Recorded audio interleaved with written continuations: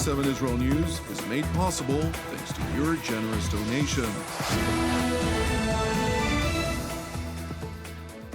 Shalom ve'erev tov, good evening. Welcome to our daily TV7 Israel News broadcast to you from Jerusalem. Israel and Lebanon have agreed to a U.S.-mediated cessation of hostilities contingent upon a complete cessation of Hezbollah fire. Hezbollah Secretary General Naim Qassem rejects the Israeli-Lebanese agreement, insisting its conditions are no less than accepting defeat. An Iranian Supreme Leader, Ayatollah Mujtaba Khamenei, is urging his followers not to despair as the national morale in Iran plummets.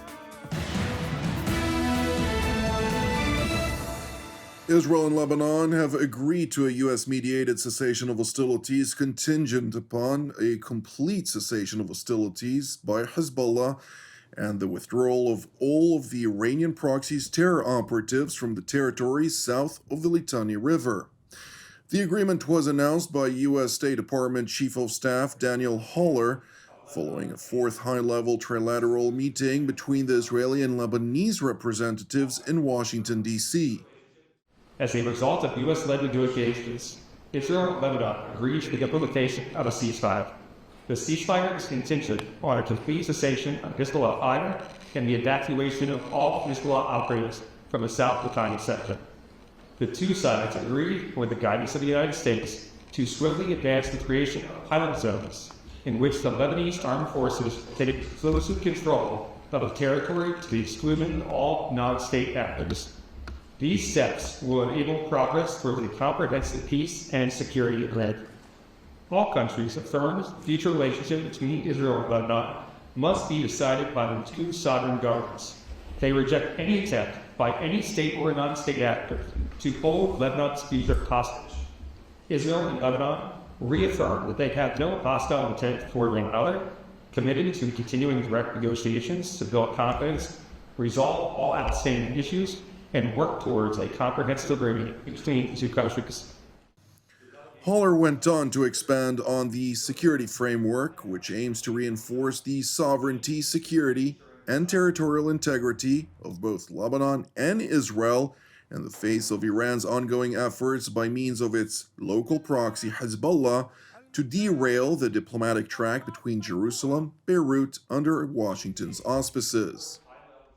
The delegations discussed a security framework, building on discussions at the Pentagon on May 29, aimed at sustainably ensuring the sovereignty, security, and territorial integrity of Lebanon and Israel. This includes the dismantlement of non-state armed groups and prevention of their reemergence. All parties condemned Iran's attack on countries in the region and ongoing activities that undermine stability throughout the Middle East, whether through the support of proxies and all other acts of aggression. The United States reiterated its ongoing support for both governments to exercise their sovereignty.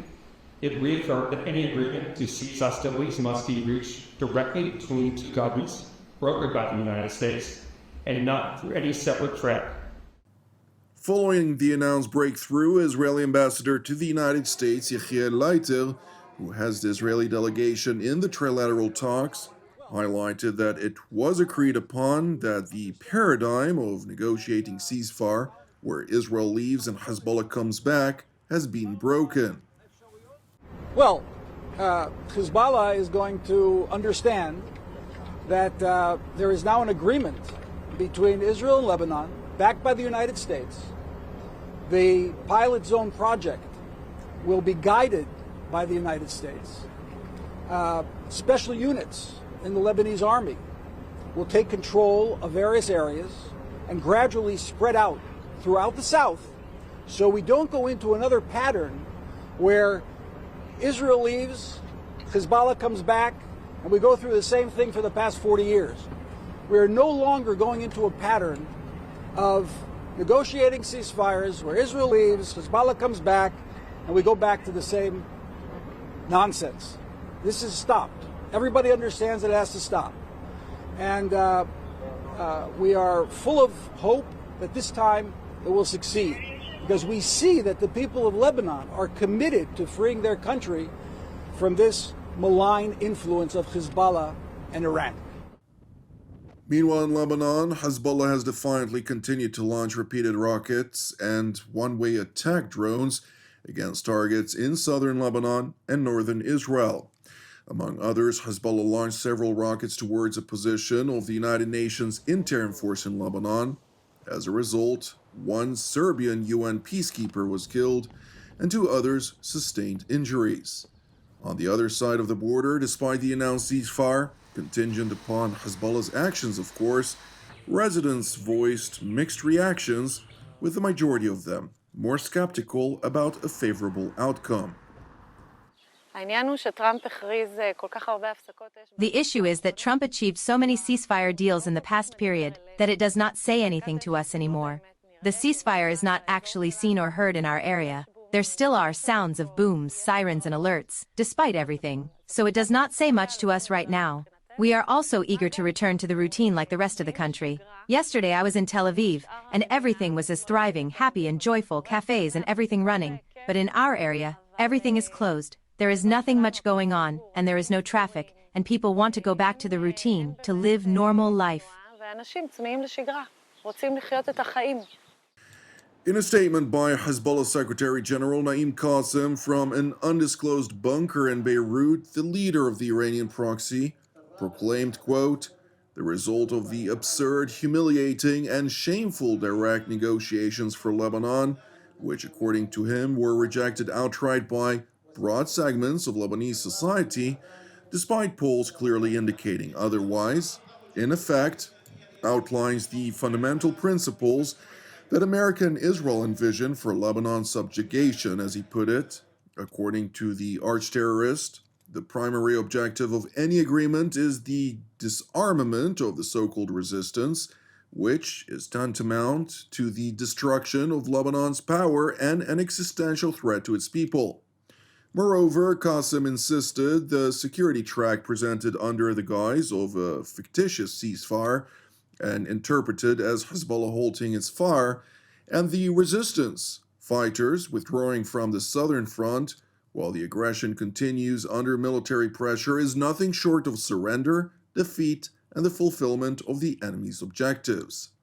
The Hezbollah leader then proclaimed his terror group's intentions to continue fighting Israel, while essentially redefining the term cynicism by unabashedly underscoring that no one has the right to interfere in Lebanese internal affairs between the Lebanese people, stopping short, of course, from mentioning his terror group's role in effectively taking Lebanon hostage on behalf of the Islamic Republic of Iran. Interestingly enough, earlier in Washington, U.S. President Donald Trump had pointed out that in a telephone conversation, Hezbollah had committed to the United States that it would abide by a ceasefire, and that Washington effectively separates between the Israel-Lebanon talks and the U.S.-Iranian negotiations. We actually spoke with Hezbollah for the first time ever. We didn't know they spoke. And they agreed yesterday they're not going to shoot, Israel's not going to shoot. We're just going to see.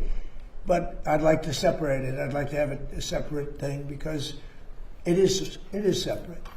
But Israel, hey, look, they've been a great partner. Bibi Netanyahu's been, for me, a great partner. For other people, not so good. For me, he's been very good.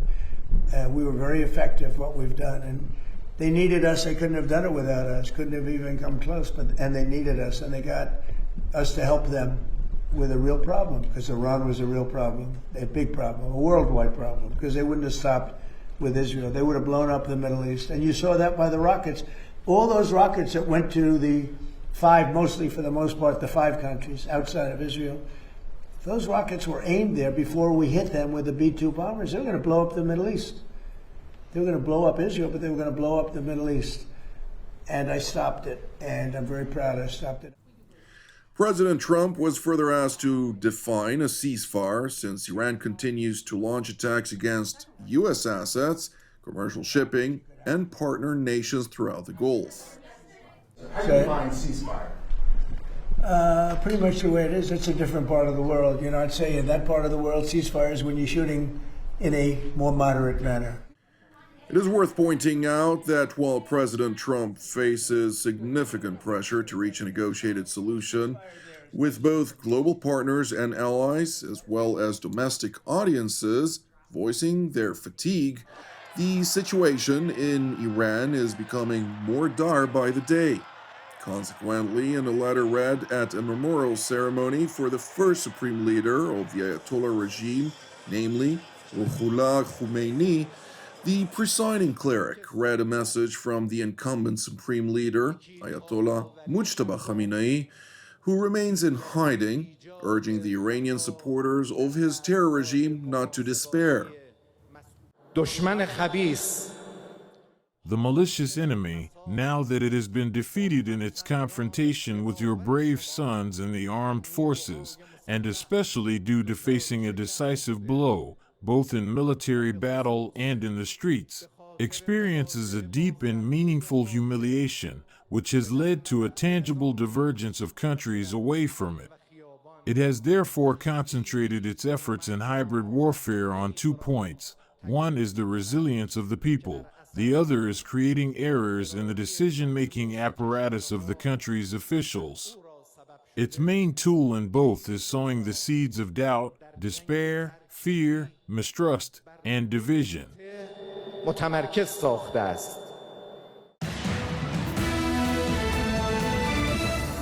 Thank you for watching TV7Israel News, which is made possible by the generosity of our viewers. Please keep praying for the peace of Jerusalem and redemption of Israel. I'm Jonathan Hessen, wishing you a Shabbat Shalom u'Mevorach, and God willing, until our next update, Shalom from Jerusalem.